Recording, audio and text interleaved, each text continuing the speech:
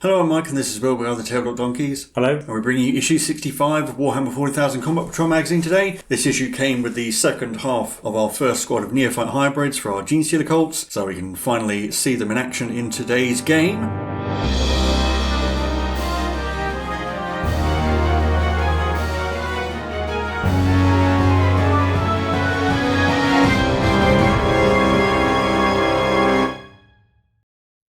So first up we have the painting guide for the Neophytes, and starting with a base coat of Abaddon Black, base coat in quite a few areas with Administratum Grey, which will probably take quite a long time because it's a very light colour over straight black. We're going over their armour, the ribbed areas around their torsos, their knee pads, the trousers, and their tunics as well. Then Mephiston Red for some of the cloth areas, the more decorative cloth areas, and any goggles. Leadbelcher for any parts of their guns. Some of them have chains hanging from them with trinkets. You need to find and paint all of those with Leadbelcher. Some of them have metal panels on their legs or on their boots. Some of them possibly have them on their gloves as well. And then any grenades, buckles on their boots. And then you've got Wraithbone for their skin, Catadam Flesh for any leather, Macragge Blue for some of the more alien parts from their Tyrannid jeans, Rakar Flesh for any wrappings around their wrists that some of them have, Corax White for the blades on the standard of the icon bearer, and then Retributor Armor for the icon itself, as well as any decorative trinkets some of them have, and any bullet casings. Avalanche Sunset for some of the cables, and the lights that most of them have on their shoulders, and then Mephiston Red for the rest of their cables, and some of them have sticks of dynamite or flares that you need to paint red as well. And then we're going to finally add some washes to go over all of the Administratum Grey areas and blue areas, as well as any red parts and silver parts with Nuln Oil. Carabao Crimson for their skin to give it a slightly alien look. Reikland Fleshade for any of the yellow areas and any of the gold areas, as well as any leather areas.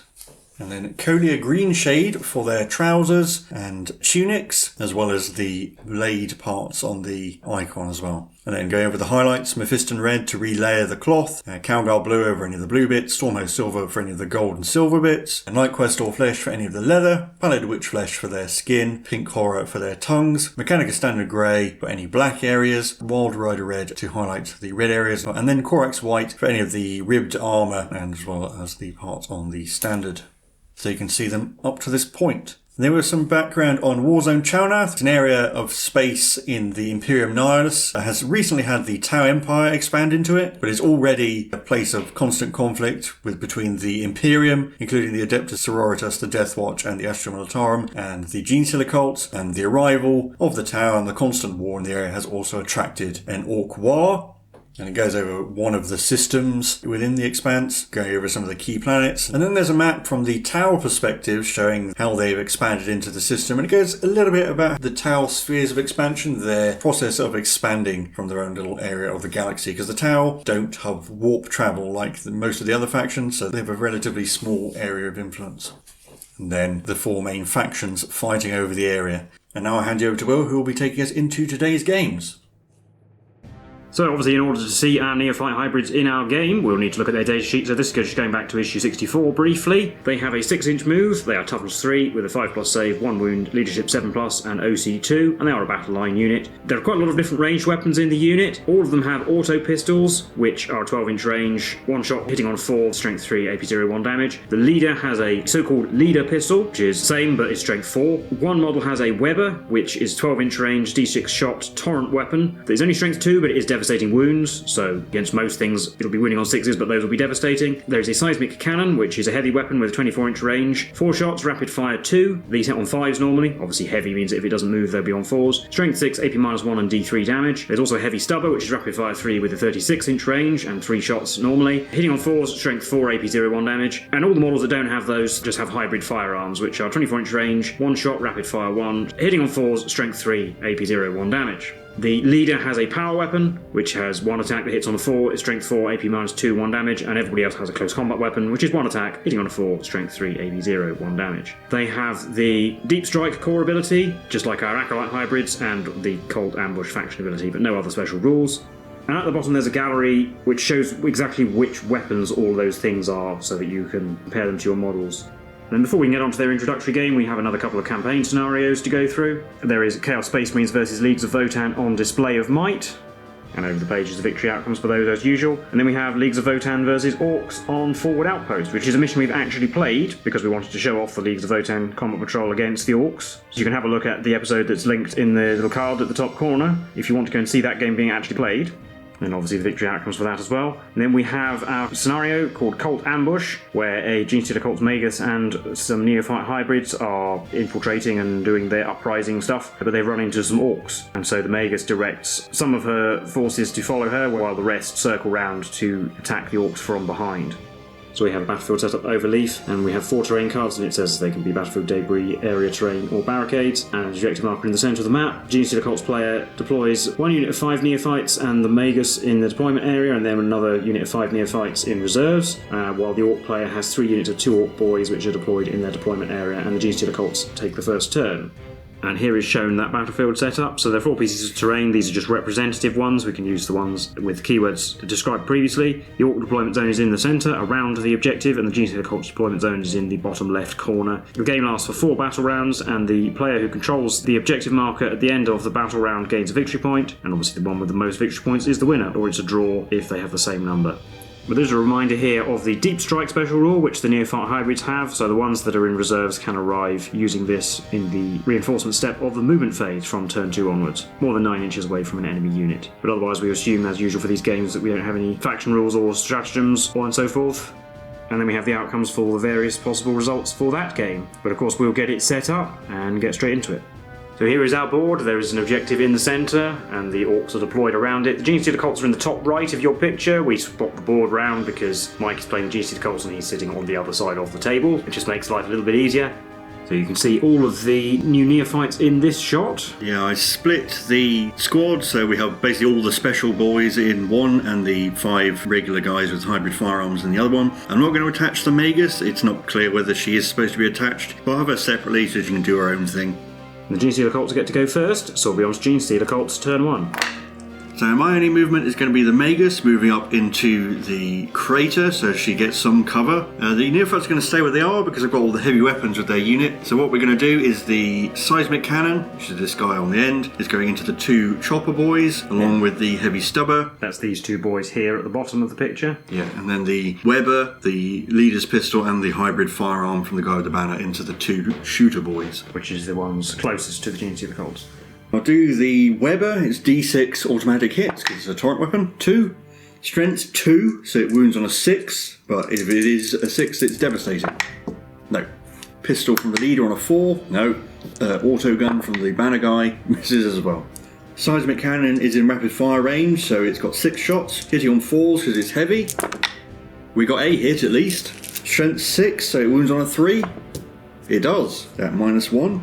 So a boy will have a 6+ save. Nope. Yeah, it's D3 damage, that's 1 dead boy. And then 6 shots from the heavy stubber on 4s. It got 1 hit as well. Strength 4, so it wounds on a 5. No. And then the Magus will shoot her pistol into the lone chopper boy now on a 3. She hits, wounds on a 5. No. And she might as well charge, so she'll go into the 2 shooter boys, I guess. And she's in with a 7. So she just goes in directly like that. And she has 3 attacks on 3s, 2 hits, strength 5, so 4s, 1 wound at -1. 6 to save. Oh, yes. So the boys are going to pile in to the Magus. They have 4 attacks back, hitting on 3s. Only 1 hit, which wounds. 5+ armor save. No, she takes a wound, is down to 2. Yes, it's not a great turn for the Genestealer Cults, with only 1 boy killed and a wound taken on the Magus. But on to Orcs turn 1. Sorry, correction, the Magus actually has 4 wounds total, she's down to 3. The 2 boys in the mixed unit, one with a shooter, one with a slugger and chopper, are going towards the Neophytes. The 1 remaining boy with slugger and chopper is going to stay in the middle and charge the Magus. But we'll have some shots on the Neophytes from all of those 3 models. So we'll have 5 shots from those 3 models. The shooter is in rapid fire range, hitting on 5s. Well, 3 hits. And wounding on 3s has a strength 4. Oh, just 1. 5+ armor save. Oh, made it. Then there'll be some charges. Well, this boy down here will just go straight into the Magus, don't need to roll, but the other 2 will charge the Neophytes. A 5 is probably enough. That is enough to make it into the Neophytes, and I'll fight with those Orcs first. Chopper, 3 attacks on 3s. 2 hits wounding on 3s. They both wound at -1. 6+ saves. Oh no. And 2 attacks from the other one, which both hit. These also win on 3s. 1 wounds, but no AP. 5 plus armour. No. So 3 Neophytes down, then the other charging boy gets to go. 3 attacks on the Magus, they all hit, wounding on 3s. They all wound at -1. 6s. Nope, she's dead. And the 2 remaining Neophytes get to fight back. Power weapon from the leader. Hits on a 4, so it hits. Wounds on a 4. No. Close combat weapon. Hits on a 4, and does. Wounds on a 5. No. But that'll be the end of the battle round, where the Orcs hold the objectives and get a victory point. And we'll be on to Genestealer Cults turn 2. So I need to make a battle shock test for the 2 remaining Neophyte Hybrids. Leadership 7, so they are okay. They're going to stay where they are, and at the end of my movement phase, the 5 remaining Neophytes will arrive from Deep Strike with their hybrid firearms. And I'll start the shooting with them, and they're going to shoot the 2 boys with shooters. We are in rapid fire range, so we've got 10 shots on 4s, 5 hits, wounding on 5s. Ooh, 3 wounds. 5 to save.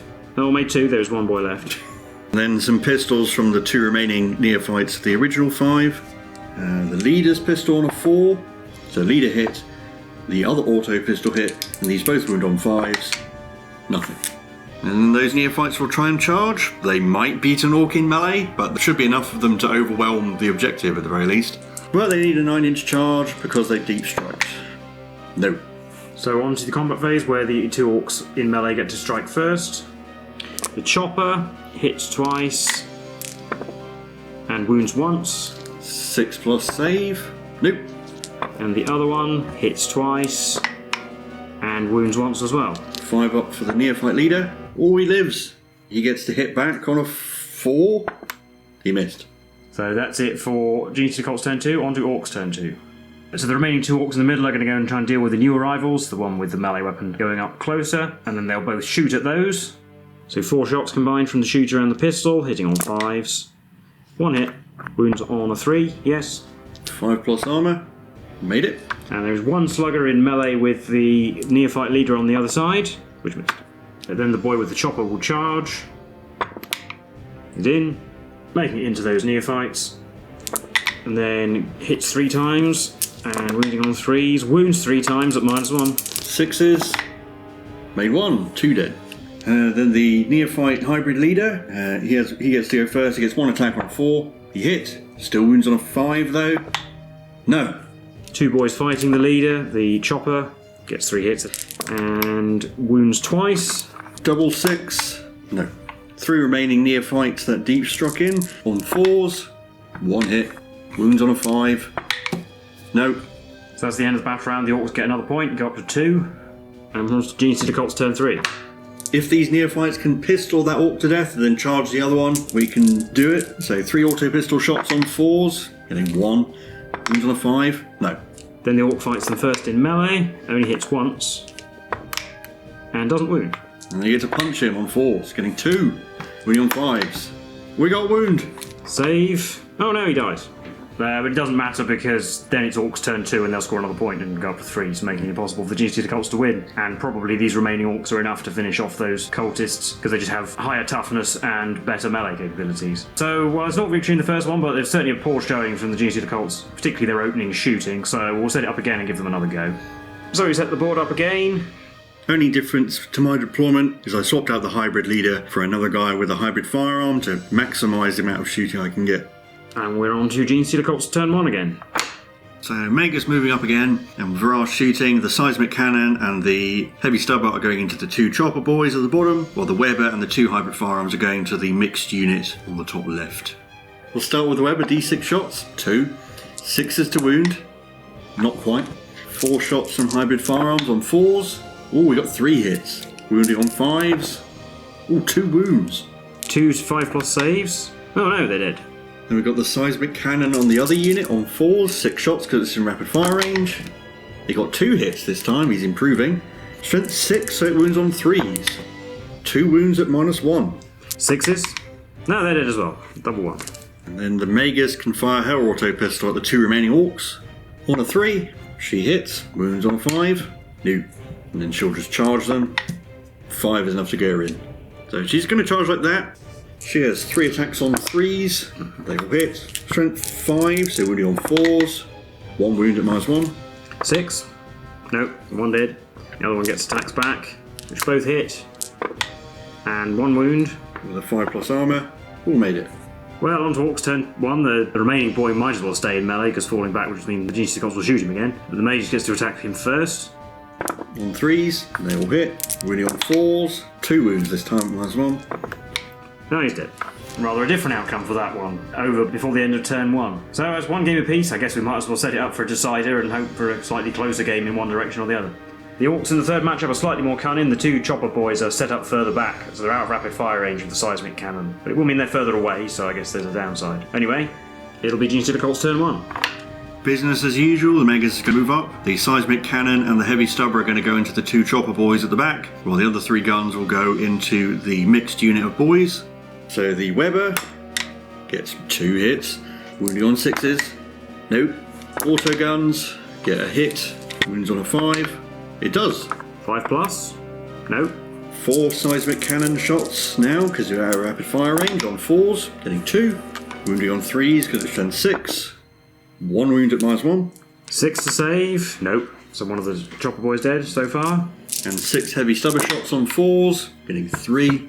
And wounding on 5s, getting none. And the Magus will shoot her pistol at the slugger boy at the back. 1 shot on a 3, hits. Wounds on a 5. Oh, it does. 5+. No, that one dies. She's going to charge the 2 shooter boys. And she's in with a 7. Straight to combat, 3 attacks on 3s, getting 1. Wounds on a 4. Nope. So 4 attacks back on 3s. Yes. And 3s again. 3 wounds. 5+ armour. Made 1, down to 2 wounds. So 3 Orks left, on to Orks turn 1. Well, we can't let those Neophytes shoot again, so the one remaining chopper boy is going over towards them, while the other 2 will stay in combat with the Magus. We'll have a pistol shot at the Neophytes. On a 5. Oh, it hit. Wounds on a 3. No. And charge. Yeah, in with a 6. Making a charge successfully. And then 3 attacks on 3s. Oh, I only managed 1 hit. 3 to wound, yes. 6 to save. Nope, I'll lose the regular dude. Then the Magus gets to go. 3 attacks on 3s, getting 2 this time. And wounding on 4s, getting 1. 6 to save. Nope, kills 1. That remaining boy gets to fight the Magus back. Only hits once. And wounds. 5+. Nope, down to 1 wound. Remaining Neophytes can fight the Orc with the chopper. 4 attacks on 4s, getting 1. Wounds on a 5. No.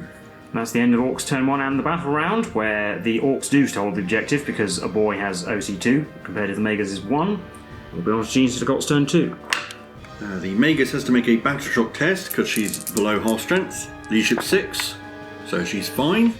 So the Magus is going to fall back from the shooter boy. The other 4 guys are going to stay in melee and try and shoot that Orc with their pistols, while the 5 new arrivals can shoot the boy in the middle who's now unengaged. So we'll start with the 4 pistols on the slugger boy, on 4s, 3 hits. Wounding on 5s, 2 wounds. 2 saves. Fail both. Orc goes down. The leader's pistol will be wounding on 5s as well, so I'll roll it together with the 4 firearms. So 9 shots on 4s, 4, wounding on 5s, getting 2. 5 to save. Made 1, but that's the last Orc gone. So that final game will be a Genestealer Cults victory, 3 points to 1 by the end of the game, taking the best of 3. So I think that's a reasonably good showcase of the new Neophytes, so we'll recap that for you now. So that was a couple of run-throughs of the game from issue 65 of Warhammer 40,000 Combat Patrol magazine. How did you think those went? Well, I think the last one was probably the realistic outcome. Yeah, I think the only reason the Orcs actually won the first one is because the opening shooting was completely appalling. It was appalling, yeah. It doesn't give a particularly great first impression of the Neophytes, that with them and a Magus that they could potentially struggle with 6 Orcs. Possibly the weakest baseline unit we've seen. Although I suppose having the Orcs be units of 2 can mean that some shooting gets wasted if you overkill them, and really you should have all 10 of them shooting in one go. On the other hand, Neophytes have a very good chance of coming back thanks to the way Cult Ambush works in Combat Patrol. Unfortunately, the loadout as well is a bit weird. Yeah, this is another one where the Combat Patrol loadout is essentially build them as they are on the box cover, which I suppose looks cool, but in the game it depends on the balance of the weapons individually. Heavy stuff is just not really very good, except against very lightly armoured things. Against Orks it struggles just because it's strength 4 and they're toughness 5. The seismic cannon does do D3 damage, obviously, which isn't relevant against Ork boys, but... Yeah, it could potentially hurt Marines. And it does have a decent amount of shots. I mean, if you fire it out of Deep Strike, it will at least fire 6 shots. Only hitting on 5s, but still. The Weber, basically going to always do devastating wounds, which can be handy. Yeah, and otherwise, they're toughness 3 and they've got a 5+ save, and they're not good in melee at all. I mean, the leader has a power weapon, it's really just for show. But of course, we will get a second unit of 10, which annoyingly are equipped exactly the same way. The Genestealer Cults Combat Patrol certainly has numbers going for it, and then as you alluded to, the Cult Ambush rule is to do with units coming back, so there can be an awful lot of these by the end of the game. Yeah, and the Neophytes come back on a 2+, so it's very likely that you'll be able to get them back. Yeah, they are going to be a very annoying unit to constantly be fighting and turning up, even if their damage output isn't great. Yeah, but numbers. I suppose the way around that is to whittle them down to 1 or 2 models and then ignore them. Also, the